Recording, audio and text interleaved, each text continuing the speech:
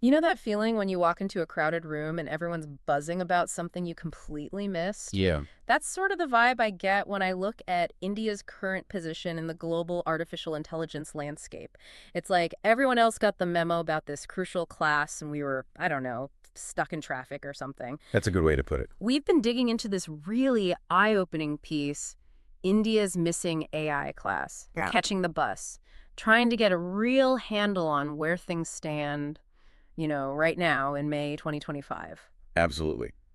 And what really struck me reading through it was just the sheer scale of the opportunity we might be, well, overlooking. This isn't just about, like, adopting the next cool Oh, yeah, it's gadget. bigger than that. It's fundamental. A real power shift in how economies, how societies are going to function. Hmm. So our goal in this deep dive is really to unpack why this piece suggests India's trailing a bit. Hmm. What are the actual repercussions?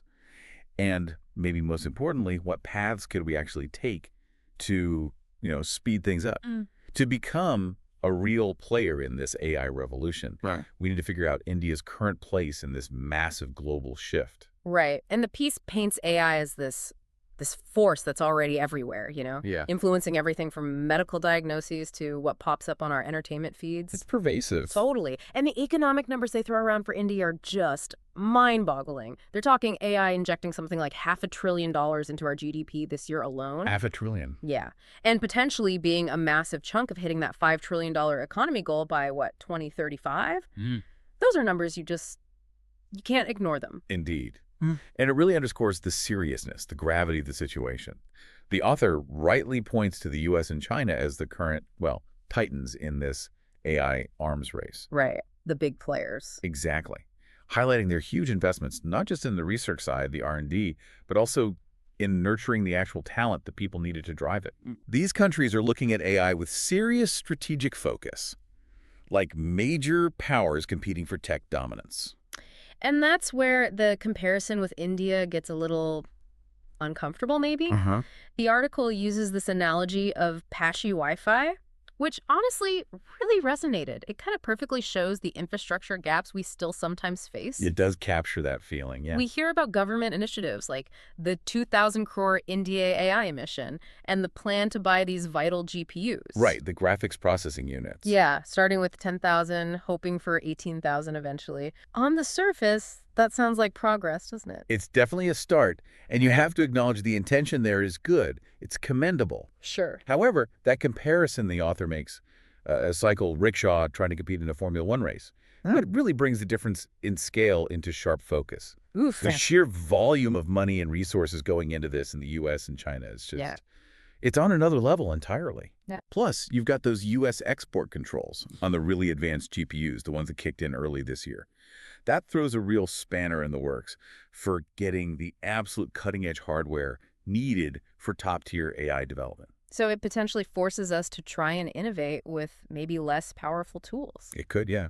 And these GPUs, just to be clear, they're the engines, right? They do the heavy lifting, the massive parallel calculations you need to train these really complex AI models quickly and efficiently. Okay, so let's picture this global AI classroom again. It feels like we're showing up late, maybe missing key lectures. The article then asks, okay, why is this happening? And the first thing they point to is what they call the talent tangle. Apparently, India has this huge pool of AI talent, like 20% of the global total, which on paper sounds amazing, a huge advantage. It is a massive asset, absolutely. Huh. But as the author points out, a lot of this skilled workforce ends up heading to places like Silicon Valley or Shanghai. For brain drain issue. Exactly. The pull of better opportunities, more advanced research labs, and let's be honest, often better pay. Mm-hmm. It's strong. Yeah. Now, the government's G20 talent visa, which started rolling out this year, that's a good attempt to bring in researchers from elsewhere. But the big question is it enough? Not just to attract global talent, but to keep our own best people here. Right. That 20% number is great, but when you drill down into the real specializations, people who are experts in generative AI, reinforcement learning, the really cutting-edge stuff, too many are leaving. It's not just about numbers, it's about losing the very people who could drive innovation here. Just like we're growing these amazing plants and then they get transplanted elsewhere just as they're about to flower. That's a good analogy. And then there's our education system. We graduate so many engineers every year, which, again, sounds fantastic. But Are they actually ready? Do they have the specific, really up-to-date skills that AI demands right now? That is the million-dollar question, isn't it? Yeah. The sheer number of engineering grads doesn't automatically mean they're all AI proficient. Yeah. And while the edtech sector here is booming, projected at, what, $10 billion this year? And platforms like Great Learning offer tons of AI courses. Starting pretty cheap, too, like $1,500 for some. Right. But there's a worry, a potential gap between the courses offered and just how fast AI is moving globally. That bullet cart versus Tesla analogy, again, we might be teaching the basics, but the frontier has already moved way ahead. Okay, so talent is one piece. The next big hurdle mentioned is the data dilemma. India has just tons of data, right? Aadhaar, UPI, think of the volume. It's immense, a potential gold mine, as you said. And we've seen success with our digital public infrastructure, UPI, Aadhaar. They've changed service delivery. Definitely. But having the raw material, the data, is one thing. The challenge is processing it, structuring it, making it actually usable for training these complex AI models. Like having a pantry full of ingredients, but no recipe. Exactly that. The planned IndiaAI datasets platform, launched back in January, is supposed to be the central hub for this. Right. But there are real questions about how efficient it'll be, the quality of the data, how complete it is, especially when you compare it to global repositories like Hugging Face. Those often have huge private sector backing and more of a community-driven approach to curating data. So data access and quality is another bottleneck. And then we hit the compute conundrum. We touched on this.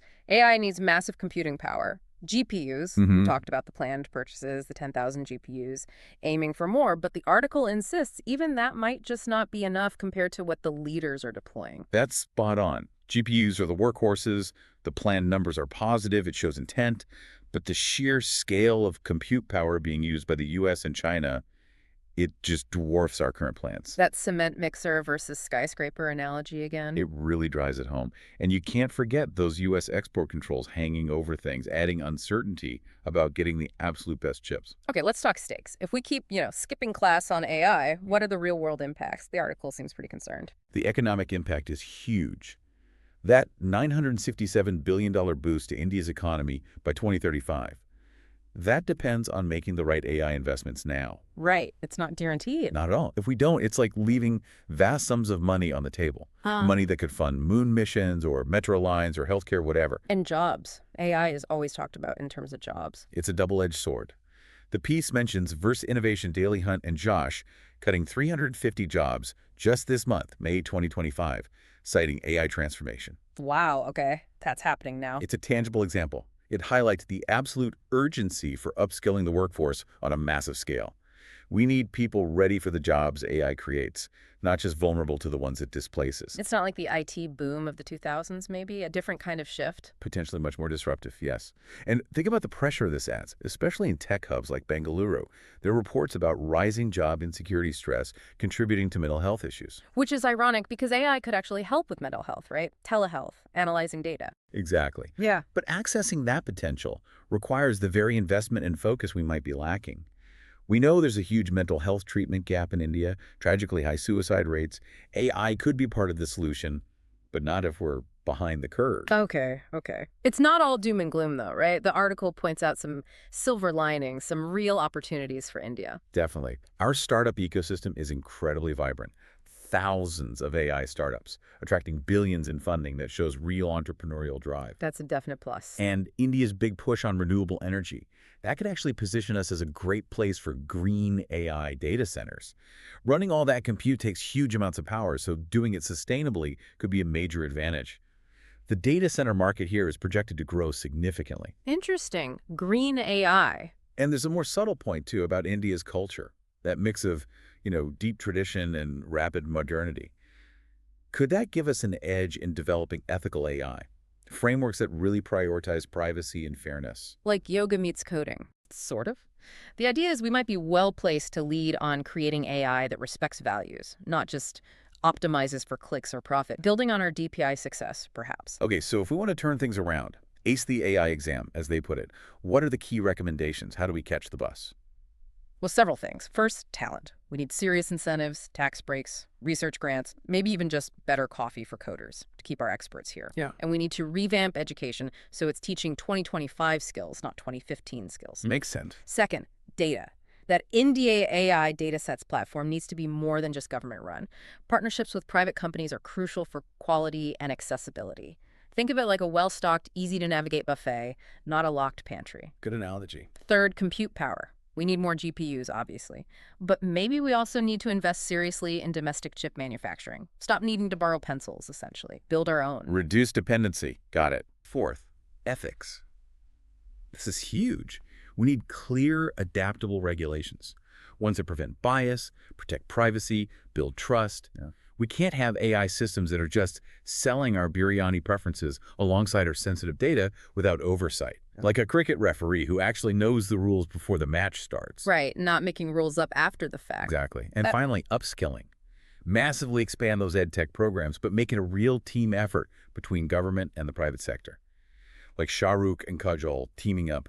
Powerful collaboration. Okay, I like that. And just before we wrap up, they did throw in a bit of humor, which I appreciated. Yeah. Just acknowledging the irony of worrying about super smart AI when, sometimes just getting the office printer to work is a major struggle. Oh, definitely felt that one. It brings it back down to earth a bit. And they mentioned Grok, that sort of unfiltered AI from XAI. Apparently, it's quite popular here in India. Its sassy responses getting a lot of traction compared to, say, ChatGPT.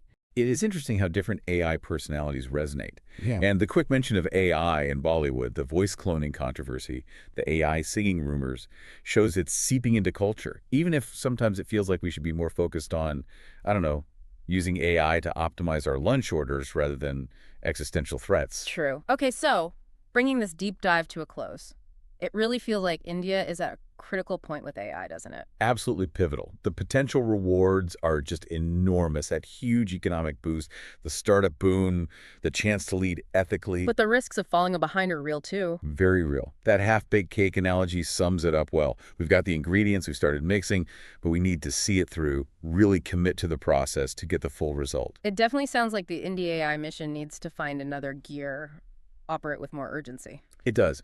And it leaves us, and you listening, with a really important thought, I think. Given India's unique strengths, our cultural richness, that famous entrepreneurial spirit, our democratic foundations, how can we use those things, not just to play catch-up in the AI race, but maybe to carve out our own specific leadership role, especially around the ethics, the societal impact? What could a truly distinctively Indian approach to AI actually look like? That's something to really think about.